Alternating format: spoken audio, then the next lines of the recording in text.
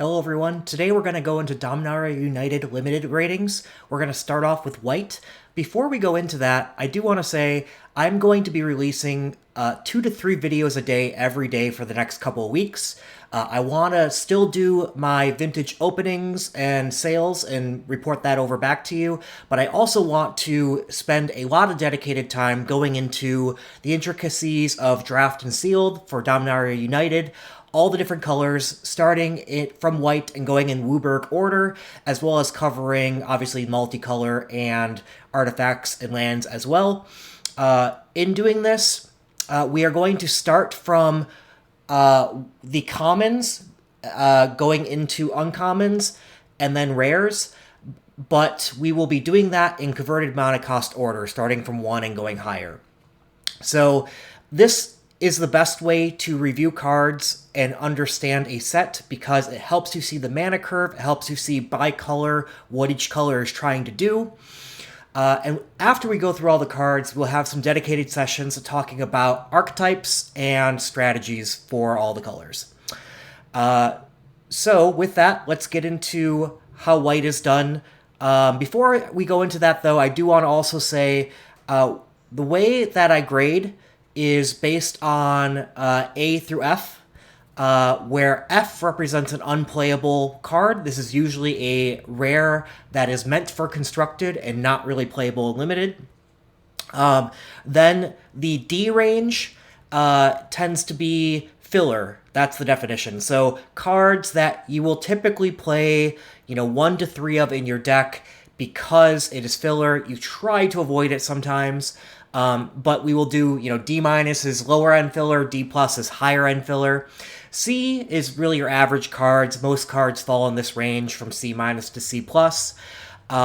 Then B is where we get into colors that are cards that really pull you into that color. So a lot of times the debate is between what is a C+ and what is a B-. That's kind of where the most debate will end up happening. And C+, it doesn't quite pull you into that color, although it's a really strong card. You're going to want it in your deck. Whereas a B- is a soft pull into that color. Bs are a definite pull into that color. B+ is nearing on the range of bomb, which gets us into the As. As are bombs. Either slightly weaker bombs, a normal bomb. A+ is ridiculously big bombs like All-Seeing Arbiter and Warden Sanctuary from Streets of New Capenna. So that's kind of the ratings.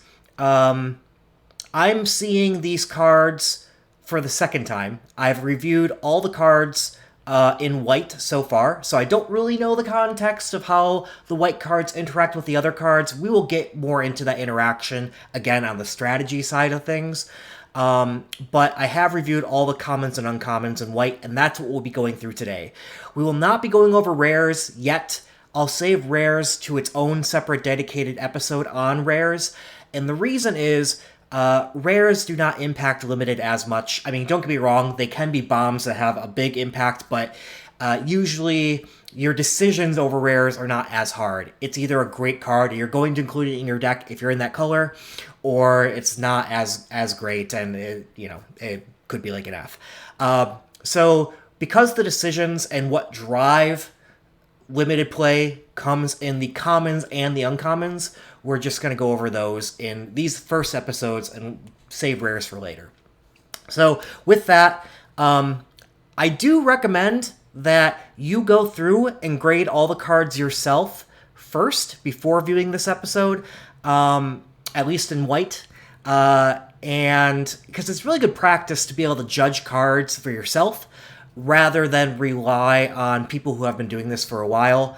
There are a lot of other podcasts and reviewers and pros out there who also do the same type of grading scale that I'm using here. I have not viewed theirs yet, so this is purely my take on it. But the way to get better and limited is to be able to have your own judgment of a card and in what context a card is better versus not as good. So I do recommend that, but if it's your first time judging cards, it can take some practice, and you probably don't want to do it yourself the very first time. You do want to see somebody else do it with you, or through a podcast or an episode like this. So let's jump into it. Another quick thing to say, I do also add a grade of sideboard when a card clearly is just useful for the sideboard, not as much main deck. And then I also use a grade of build around with a particular grade when the card must have a particular build around for it. So sometimes a card is only good when you're building around that card. If so, I'll give it a build around B, build around A, build around whatever. But in general, I tend to avoid those build around grades because as you're picking, you aren't always like building around right off the start. So with that, let's jump in. So first up, we have Clockwork Bridge is our first 1 mana white, 1 mana converted mana cost card. It is a 1 white mana for a 0/3 defender that has 2 and a white tap target creature. I'm giving this one a D-. This is filler. Maybe in the context of what we'll see in the future, this card will be a little bit better, but cards that do not kill other creatures because they literally have 0 power and that just sit around as a defender are not usually worth being in your deck. So this is a very low grade filler. Up next, we have Artillery Blast. This is 1 and a white for an instant that has Domain. Domain is a keyword ability that means it grows in number as you have more basic lands. So in this case, Artillery Blast deals X damage to target tap creature, where X is 1 plus the number of basic land types among lands you control. All right, so it's a removal spell. Not a horrible one. It is conditional though, so it requires you to get more and more basic lands out. With this, I give it a C-. I don't think it's just filler. It's better than that. You'll usually want to include this in your deck, but conditional removal, usually you can find a better permanent to use, or a better removal just straight up to use. So it's on the lower end, so C-. Up next, Banalish Faithbonder. It's a 1 and a white for a 1/3 vigilance with Enlist. This is the first time we're seeing the Enlist ability. Enlist means, as this creature attacks, you may tap a non-attacking creature you control without summoning sickness. When you do, add its power to this creature's until end of turn. So, this is decent, 1 and a white for a 1/3 vigilance isn't bad stats. It's still on the lower end of stats. Enlist is an interesting ability that definitely brings up its power, but still, you have to tap another creature, leaving yourself defenseless and not attacking with that other creature in order to enlist this. So, I normally would put a 1 and a white 1/3 vigilance as something like more of the filler range, like DD+. But with the Enlist, I think this goes up to a C-. Up next, we have Banalish Sleeper. This is 1 and a white for a 3/1. It has Kicker 1 black, or black. When Banalish Sleeper enters the battlefield, if it was kicked, each player sacrifices a creature. So 1 and a white for a 3/1. The 3 power is very nice. That is pretty good stats. A lot of sets do have ways to pick off creatures with 1 power toughness. So far, looking through the white commons and uncommons, I have not seen that, and I have seen some of the spoilers that other YouTubers have put out, and I haven't seen a whole lot of just picking off 1 toughness creatures yet. So I think that this is going to be better in the context of this set than it has been in other sets. And 1 and a white for a 3/1 is pretty decent at itself, maybe like a C-. And the fact that this can sometimes be great, if you can kick it and your opponent only has 1 creature remaining that is a better creature, and maybe you just have white does have a lot of ways to make 1/1 creatures. You can sacrifice something small on your end. That makes this a great card then. So I don't think that blows it away, because it's not just removal, it's a edict effect. So I think this is just a C. Alright, up next we have Destroy Evil. 1 and a white for an instant. Choose one. Destroy target creature with toughness 4 or greater, or destroy target enchantment. Destroying a creature with toughness 4 or greater is quite conditional. So, you know, just in there, this is kind of leaning towards sideboard. You only want this in decks where your opponent has a lot of those creatures.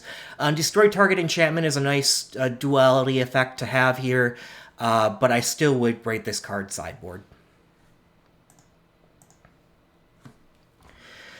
Juniper Order Rootweaver. 1 and a white for a 2/2, so decent base stats. With kicker green, when Juniper Order Rootweaver enters the battlefield, if it was kicked, put a +1/+1 counter on target creature you control. So you'll see this theme a lot in the set with Kicker, where you kind of get a couple options in a single card, which is pretty powerful and limited, because in limited you, by definition, are limited to only certain cards, and when those cards have more options to gain you, it makes it a better card, especially for good players that know when to choose the right option at the right time. That said, though, this one is still just a vanilla 2/2 that can potentially come a 3/3, and you usually want better out of your 2 mana cost creatures, especially since you need to dip into green to get that optional 3/3, and pretty early on. So I would give this card a D+. It requires kind of weird mana for the flexibility. Up next, we have Samite Herbalist. 1 and a white for a 2/1. Whenever Samite Herbalist becomes tapped, you gain 1 life and scry 1. Now, this card, decent stats for a 2/1 with 1 and a white, and as I said, there's not a ton of ways to pick off 1 toughness creatures, it seems. And also, gaining a life regularly when this becomes tapped is nice. Scrying 1 is quite nice. That's kind of like half of draw a card. So I like this card quite a bit. What you want to notice is, how can you get this creature tapped? And it's not only by attacking with it, although that does do it, but also when you enlist this creature. It is not attacking and won't die. Just have another creature with enlist, tap this one to give the other creature 2 power, or additional 2 power, and gain a life and scry 1. So with that, I think it goes up quite a bit in value. I wouldn't quite say this is anywhere near a pull, though, so I just give this one a C, as it's not even close to a pull in white, but a card I will be looking to play when I am in white. Up next, we have Take Up the Shield. It's 1 and a white for an instant, put a +1/+1 counter on target creature. It gains lifelink and indestructible until end of turn. So this is reminiscent of a card that we saw, I think it was an M20, that did the same thing, except it didn't gain lifelink, but it gained protection from a color of your choice. And indestructible, I think, is a little worse than protection from a color of your choice, because in that set, you could win games just by giving a creature protection from a color so that it couldn't be blocked, and then swing out with it, and that would be your finisher. So it's not quite as good as that, but 1 and a white to save a creature and put a permanent +1/+1 counter on it, and also gain lifelink. Now we're getting close to a pull. I'm not ready to say that this is a pull into white, so I'm not going to give it a B-, but I will give this a C+, as one of the best white commons. Up next, we have Argivian Cavalier, 2 and a white for a 2/2 creature Orc Knight with Enlist, and when Argivian Cavalier enters the battlefield, create a 1/1 white soldier creature token. This one, 2 and a white for a 2/2 and an additional 1/1 body is pretty nice stats. The additional body is worth more than having a 3/3, let's say. And it has Enlist, which is quite nice. It's not enough to be anywhere near even considering a pull, so I'm not going to give it a C+. I will give it a C, though. I think this is a solid creature. Up next is Charismatic Vanguard, 2 and a white for a 3/2. Rather see a 3/3 or better. But it has an ability, creatures you control get +1/+1 until end of turn, but it costs 4 and a white to do that, even though it's all your creatures. That's quite expensive to give all your creatures +1/+1, but it has decent vanilla stats. Still, I want to do better. I'm not activating my 4 and a white very often here, so, you know, at least it's not 2 and a white for any less than 5 combined power and toughness. I'll give it a D+. It's still filler. It's on the better end of filler. If I need a 3 mana creature, I will put this in, but I'm not extremely happy about it. Up next, Citizen's Arrest. 1 white for an enchantment. When Citizen's Arrest enters the battlefield, exile target creature or planeswalker an opponent controls until Citizen's Arrest leaves the battlefield. Alright, so a 3 mana effective removal spell. I like that. I like it quite a bit. I was on the border between giving this a B- and C+, which I said was one of those common debates. I leaned on the side of C+, and the reason is the mana cost. White is a little bit too much. I think the effect is fine. I think in this set, you are going to want to be splashing quite a bit. There's a lot of power that comes in all these kicker costs and different colors of mana, so asking you to pay double white is a little bit much. So I lean on the side of this being a C+, and that's really it. Up next is Mesa Cavalier. 2 and a white for a 2/1 flying. When Mesa Cavalier enters the battlefield, you gain 2 life. Okay, I might have gotten greedy with my 3 mana 2 power flyers in the past several sets that have also drawn you a card when they come into play. Those were ridiculously powerful. This does not draw a card, which is good because they were overpowered when they did that. But you know, it's not a bad card. I would give this a C-. I'll put it in my deck on occasion. It's not quite filler, but it's on the lower end of the cards that I like. Up next, we have Stall for Time. 2 and a white for an instant with kicker 1 and a blue. Tap up to 2 target creatures. If the spell was kicked, put a stun counter on each of those creatures. Draw a card. So stun counters are like your Frostlinks effect of when you play the card or it comes. So basically, when you put a stun counter on something, it instead of untapping during your next untap step, you just remove a counter from it. So at base rate with 2 and a white, this becomes tap up a 2 target creatures, draw a card. And the key thing here is this an instant. You play this on your opponent's turn just before combat, prevent them from attacking you, effectively gaining, 4 or so life, and they're still tapped for when you can attack back next turn. So that's pretty good overall, and the fact that this draws a card as a cantrip makes it pretty good. And then the kicker of being able to stun those creatures makes this card quite good.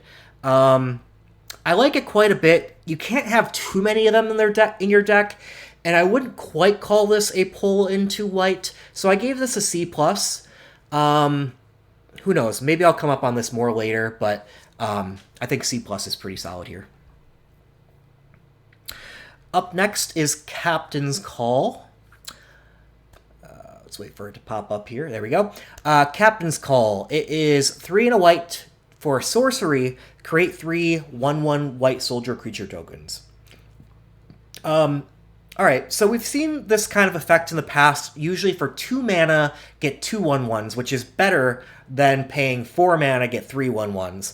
It's a little overcosted to be paying twice the mana cost. And we've seen those on instants before, so you can play it on your opponent's turn, which is nice. And this one's just a sorcery. So because of all that, I give this one a C-. There are a lot of, it looks like a strategy for going wide and also getting a lot of creatures into play. So this does interact well with some other synergies, but it's a bit overcosted. C- it is. Up next, we have Griffin Protector. 3 and a white for 2/3 flying. Whenever another creature enters the battlefield under your control, Griffin Protector gets +1/+1 until end of turn.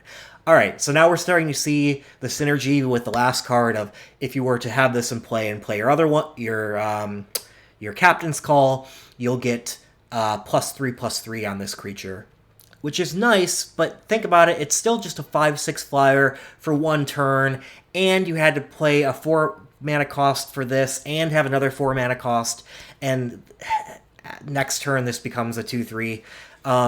The fact that the power will not be reliably high enough to justify it makes me think this is not often enough to be a high pick. It will finish some games off, but I would give this one a D+. I'd rather use my 4 mana slot for some more powerful things. Heroic Charge. 2 white for an instant with kicker, 1 and a red. Creatures you control get +2/+1 until end of turn. If this creature was kicked, those creatures also gain trample until end of turn. Okay, so it's overrun type of effect. Those are usually nice to have like a one of in your deck, but it's not strong enough to be your base. You're going to need permanence and removal and things like that. And your creatures with just +1 toughness are also likely to die in a lot of cases here. So I would give this one a D+. Filler that you can play, one of maybe, but not a high pick. Up next, we have 5 and a white for a 4/4 human core soldier creature. This spell costs 1 less to cast for each creature you control, and it has vigilance. Alright, now this one, you should reliably be able to get this as a 4/4 creature with vigilance for 4 mana. Just need 2 creatures out to do that. Sometimes you'll have more creatures out. So I wouldn't quite call this a pull into white, but I'll be playing quite a few of these, over the course of my time playing, and yeah, I give this one a C+. I think it's a pretty strong card.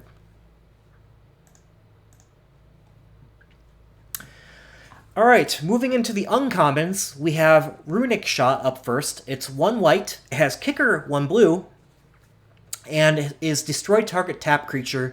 If this spell was kicked, scry 2. Alright, now this card, yes, it is conditional removal, the creature has to be tapped, but it is so efficient. 1 mana to kill any tapped creature, and that's just a good rate. And if the spell was kicked, scry 2, which we said before was kind of like draw a card, then it's just broken. So with all this, I would give this card a B-. This does pull me into white. It's not the strongest pull, but I think it's worthy of a B-.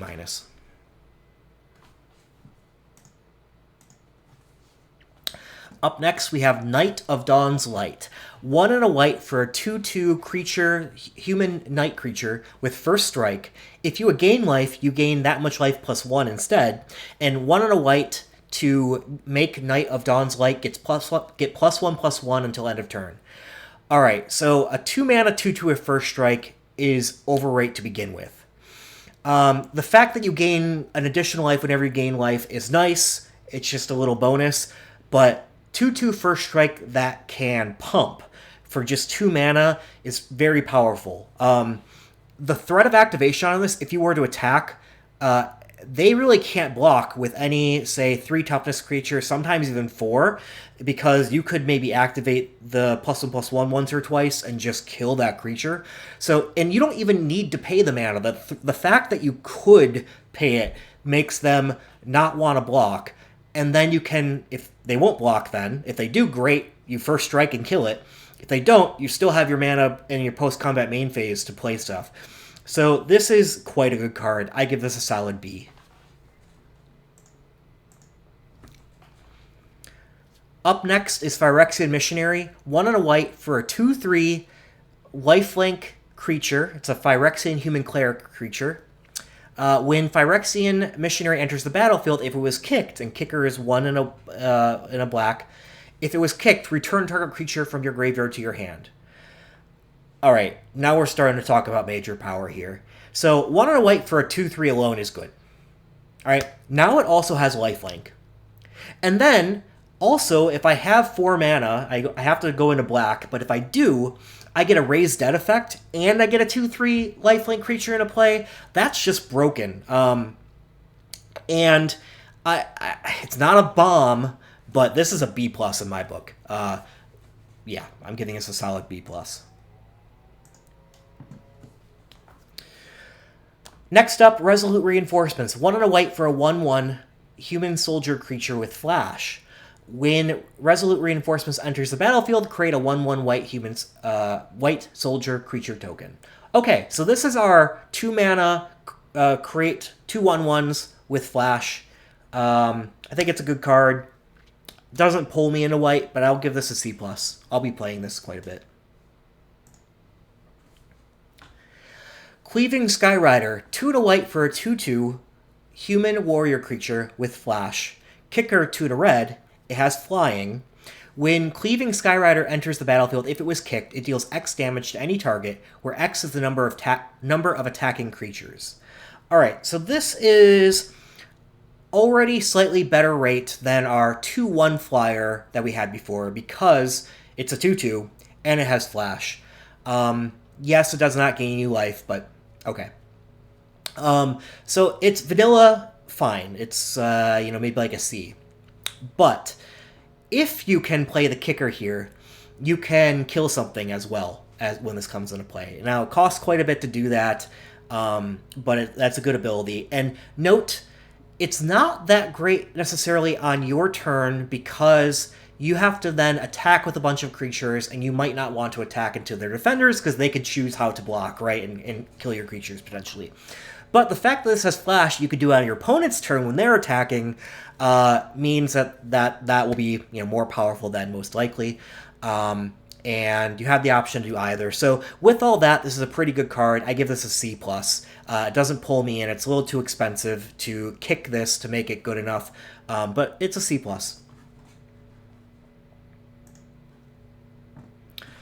Up next, we have Join Forces. 2 and a white for a instant. Untap up to 2 target creatures. They each get +2/+2 until end of turn. This is a trick. I like my tricks usually be 1 mana, potentially 2, so this one's 3. So we're getting kind of expensive for a trick, but it is powerful at the same time.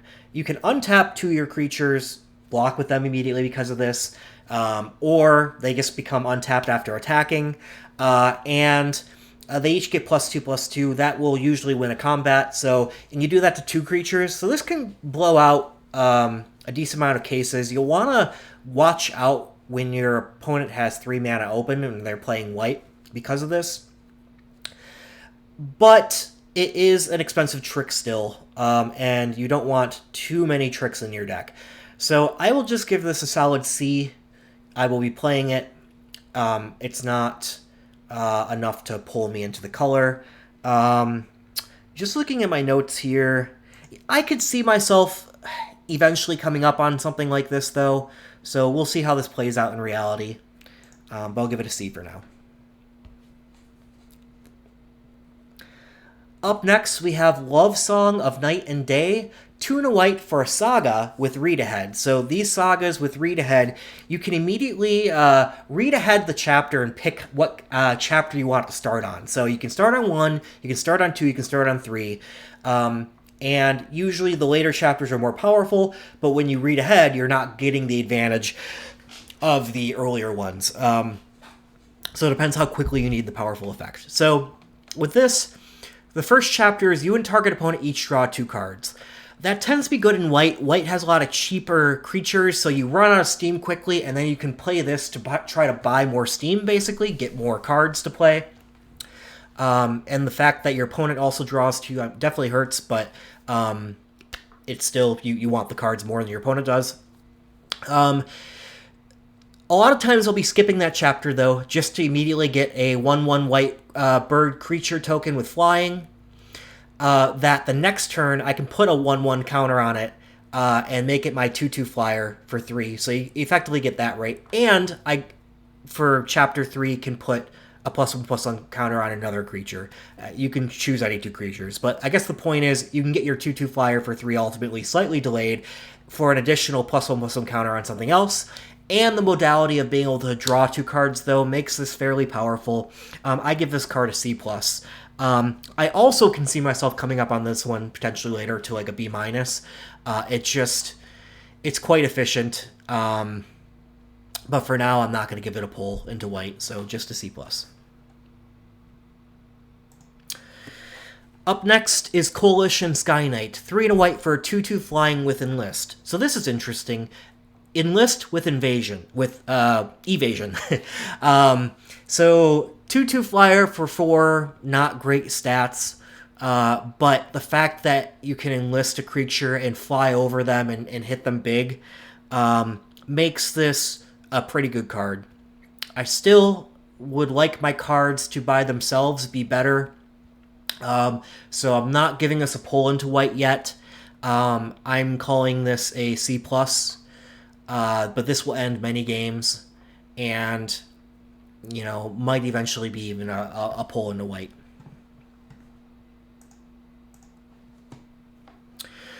Then we have Prayer of Binding, 3 and a white for an enchantment with flash. Whenever Prayer of Binding enters the battlefield, exile up to 1 target non-land permanent and opponent controls until Prayer of Binding leaves the battlefield. You gain 2 life. Alright, so this is best compared with the 3 mana, 1 white, you know, take away a creature or planeswalker. But this one is not conditional. You can also take away enchantments and artifacts because any non-land permanent, which makes it better for sure. Very flexible Swiss Army knife. It also does not have 2 white within it. It's 3 and a white. So it's a little more expensive. For that benefit, you also get to gain 2 life, and it has flash. So it's enough to pull me into a B- here. I do think this is a pull into white, but a weaker one. Then we have Wingmantle Chaplain, 3 and a white for a 0/3 defender. When Wingman Chaplain enters the battlefield, create a 1/1 white bird creature token with flying. For each creature with defender you control, whenever another creature with defender enters the battlefield under your control, create a 1/1 white bird creature token with flying. I don't know. I'm not seeing why this card should be an uncommon. For 4 mana, a 0/3 defender that requires me to have more defenders in my deck. I don't like defender in general. Yes, this does play to the idea of a classic blue-white flyers. Maybe after we rate blue next, I'll revisit this card and grade it a little bit higher. Right now, I'm just going to grade it a D. It doesn't do enough on its own. It's still a 0/3. I could pay 1 mana to get a 0/3 for the common I gave like a D or D- previously, the first card we rated. Yes, it comes in and it counts as a defender itself, so it will make the 1/1 white flyer. You know, I mean, I want usually a 2 power flyer for 3 mana, so it just doesn't do enough for me. We'll see how it actually plays out down the line, but until I see this running away with a bunch of flyers, I'm not giving it a high grade. It's a D. And lastly, for the uncommons and for the day, we have Shayla's Acolyte, 4 and a white for a 3/4 angel creature. It has kicker 1 to green. It has flying. When Shayla's Acolyte was kicked, it enters the battlefield with 2 +1/+1 counters on it. Okay, 5 mana 3/4 flying is decent. It's a vanilla. We've seen that creature quite a bit. You know, I would usually give that a C-. The fact that this has your options to grow over time, once you have 7 mana, if you get this late in the game, you need green, but you can make this a 5/6 flyer. That's getting pretty big there. That duality is fairly powerful. It brings me up to a C here. I'm not about to take this at a C+, but I give this a solid C. Alright, that was it for the review for white. Like I said, we'll be going through all the different colors. Blue up next, then black, then red, then green. And then we'll do multicolor, and we'll get into artifacts and lands. I'm not sure exactly how I'll break that up per episode. But wanted to try this first up with white, and hope you enjoyed our first limited set review. Thanks, everyone. Bye-bye.